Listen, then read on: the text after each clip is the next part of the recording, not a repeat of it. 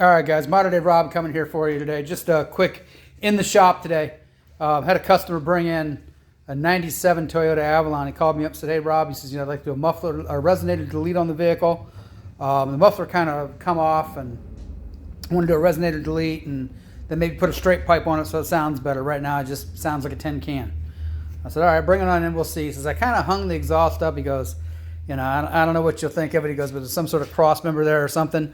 And, I've seen many exhausts hung up over the years, and I've got to say that, this is the first seen somebody when they use their wire to drill a hole in the exhaust pipe. But, buddy, I got to tell you, that exhaust wasn't going nowhere. It was hung well. So, I just had to point that one out because I thought that one was amusing.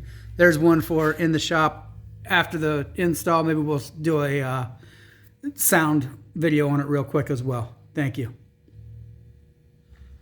All right, Modern Day Rob here. We did that resonator muffler delete on the 97 Toyota Avalon. Just wanted to give you a quick look at the system. It's all brand new coming back through there. Resonator's gone, muffler's gone. Here in a few moments, I will give you a video of how she sounds.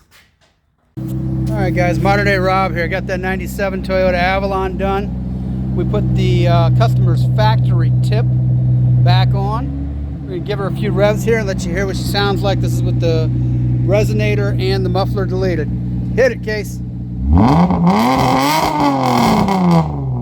you go. That is a 97 Toyota Avalon.